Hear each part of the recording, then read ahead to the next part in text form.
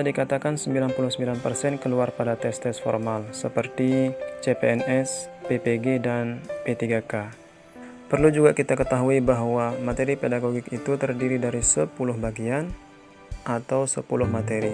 Yang pertama adalah karakteristik peserta didik, yang kedua teori dan prinsip pembelajaran, yang ketiga pengembangan kurikulum, yang keempat media dan rancangan pembelajaran, yang kelima TIK dalam pembelajaran, kemudian yang keenam metode pembelajaran, selanjutnya yang ketujuh komunikasi efektif, yang kedelapan penilaian pembelajaran, yang kesembilan pemanfaatan hasil penilaian, dan yang kesepuluh adalah refleksi pembelajaran dan PTK. Di video ini kita akan bahas bagian pertama, yaitu tentang karakteristik peserta didik. Adapun materi selanjutnya, insyaallah kita akan bahas pada video selanjutnya.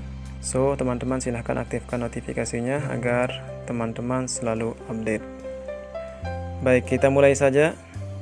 Soal pertama yaitu, berikut ini adalah aspek-aspek perkembangan fisik anak menurut Coughlin dan Thompson, kecuali A. Kelenjar tiroid, B. Kelenjar endokrin, C. Sistem saraf, D. Otot-otot. Ini soalnya seperti pelajaran IPA ya. Akan tetapi sesungguhnya bahwa di pelajaran pedagogik juga dipelajari perkembangan fisik anak. Jadi menurut Coughlin dan Thompson itu ada 4 perkembangannya. Yang pertama adalah perkembangan sistem saraf berkaitan dengan kecerdasan dan emosi. Yang selanjutnya perkembangan otot berkaitan dengan kekuatan dan kemampuan motorik peserta didik. Yang selanjutnya adalah perkembangan kelenjar endokrin yang berkaitan dengan pola tingkah laku seperti perasaan senang dan lain sebagainya. Kemudian adalah struktur fisik atau tubuh peserta didik. Ini berkaitan dengan tinggi, berat badan atau proporsi badan peserta didik. Jadi yang tidak termasuk atau kecuali adalah yang A. Kelenjar tiroid. Selanjutnya nomor 2. Agar tujuan pembelajaran dapat tercapai, pilihan materi yang akan dipelajari dan gaya belajarnya atau learning style peserta didik harus diakomodasi oleh seorang guru dalam proses pembelajaran. Hal pertama yang harus diketahui adalah dengan mengenal A. Perkembangan fisik peserta didik, B. Perkembangan karakteristik peserta didik, C. Pengetahuan kognitif peserta didik, D. Perkembangan kepribadian peserta didik. Di antara perkembangan karakteristik peserta didik adalah perkembangan fisik peserta didik, perkembangan kognitif peserta didik, perkembangan spiritual peserta didik, dan perkembangan kepribadian peserta didik.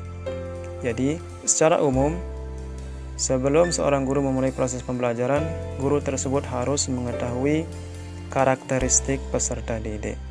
Jadi jawaban A, C, dan D itu sudah termasuk dalam jawaban yang B, yaitu perkembangan karakteristik peserta didik.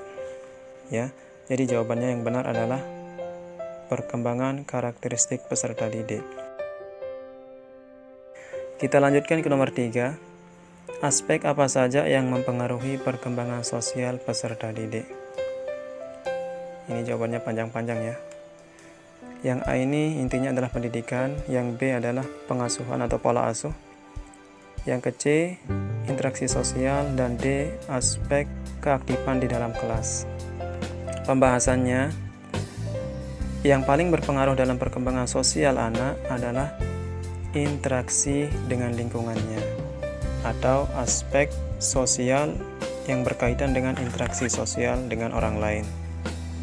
Jadi jawaban yang tepat adalah C. Saya kira ini jawabannya sudah jelas ya. Nomor 4. Pernyataan berikut ini adalah penjelasan tentang karakteristik perkembangan emosional, kecuali. Kita langsung saja ke pembahasan. Perkembangan emosional peserta didik itu dibagi dua. Yang pertama ada perkembangan emosional positif, berkaitan dengan perasaan senang, bergairah, bersemangat, atau rasa ingin tahu peserta didik, dan lain-lain sebagainya. Pokoknya hal-hal positif itu termasuk ke dalam emosional positif. Dan juga sebaliknya, perkembangan emosional negatif itu berkaitan dengan perasaan tidak senang, kecewa, tidak bergairah untuk belajar, dan lain sebagainya. Jadi pernyataan yang benar adalah yang D. Emosi merupakan faktor dominan yang mempengaruhi hasil belajar individu. Kita lanjut ke nomor 5. Jika bakat yang dimiliki sejalan dengan minatnya, akan mampu menggali potensi dan kemampuan yang dimiliki seorang peserta didik secara optimal. Hal tersebut mampu membuat anak tersebut berprestasi di sekolah.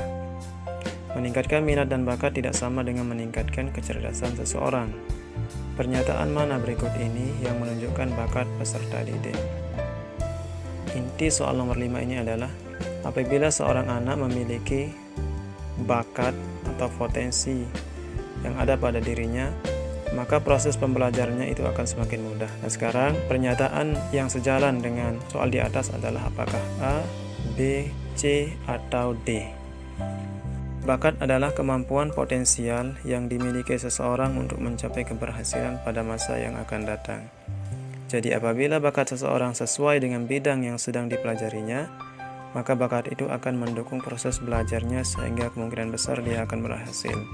Jadi saya ulangi sekali lagi bahwa apabila ada bakat seseorang atau apabila ada bakat peserta didik dalam dirinya, maka proses pembelajarannya akan semakin mudah.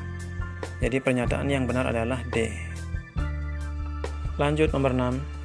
Sebagai seorang guru, Pak Zul selalu berusaha memahami watak dan perilaku setiap siswanya dan menjadikan sebagai informasi untuk meningkatkan capaian belajar siswa. Hal tersebut merupakan ilustrasi pemahaman perkembangan peserta didik oleh seorang guru pada aspek A. Sosial, B. Kognitif, C. Aspek emosional, D. Aspek fisik. Di nomor 6 ini ada memahami watak dan perilaku, di mana memahami watak dan perilaku itu termasuk dalam perkembangan emosi, di mana emosi merupakan faktor dominan yang mempengaruhi tingkah laku individu, termasuk juga perilaku belajar. Jadi, ketika Pak Zul berusaha memahami watak atau perilaku belajar setiap siswa, maka Guru Zul sudah memahami perkembangan peserta didik pada aspek emosional. Jadi jawabannya adalah C. Apa manfaat mengetahui bekal awal ajar peserta didik? Apakah A untuk meningkatkan kecerdasan siswa, B untuk menentukan apa yang harus diajarkan dan tidak perlu diajarkan, C untuk menentukan bakat peserta didik, dan D untuk cita-cita peserta didik. Di antara manfaat mengetahui bekal awal adalah yang pertama untuk mengetahui kemampuan awal, tentunya. Yang selanjutnya ada untuk mengetahui tuntutan, bakat, minat, kemampuan serta kecenderungan peserta didik. Yang terakhir adalah untuk menentukan desain program pembelajaran atau pelatihan tertentu. Jadi jawaban yang tepat adalah yang B, untuk menentukan apa yang harus diajarkan dan tidak perlu diajarkan. Ini sesuai dengan manfaat yang paling bawah ini, menentukan desain program. Yang nomor 8, ketidakmampuan anak untuk memahami isi pelajaran karena ia mengalami kesulitan untuk mengulangi kembali apa yang telah dipelajarinya sehingga sangat berdampak pada proses belajar. Hal ini merupakan gangguan non-simbolik, gangguan simbolik, gangguan mental, gangguan psikologis. Macam-macam gangguan pada anak itu, yang pertama adalah gangguan simbolik. Ini terkait dengan ketidakmampuan anak untuk dapat memahami suatu objek, sekalipun tidak memiliki kelainan pada organ tubuhnya. Orangnya sehat, tapi dia sulit untuk memahami sesuatu. Kemudian gangguan non-simbolik, ketidakmampuan anak untuk memahami isi pelajaran karena ia mengalami kesulitan untuk mengulang kembali apa yang telah dipelajarinya. Ya, ini udah otomatis jawabannya ya. Berarti gangguan non-simbolik.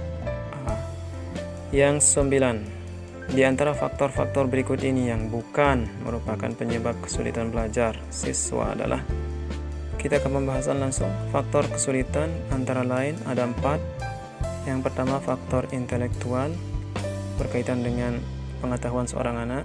Kemudian faktor kondisi fisik dan kesehatan. Kemudian faktor sosial. Yang terakhir adalah faktor keluarga.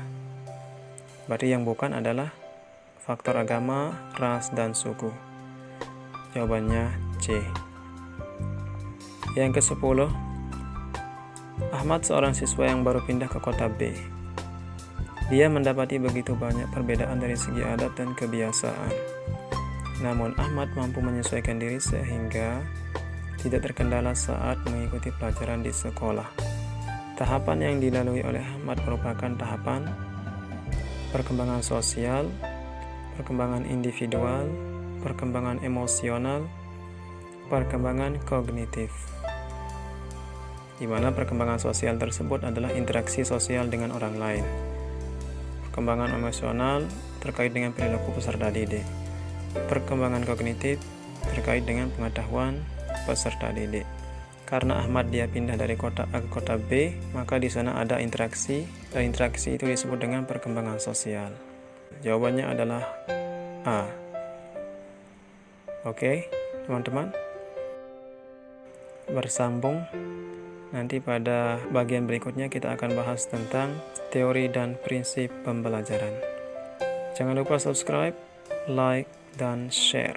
Terima kasih. Assalamualaikum warahmatullahi wabarakatuh.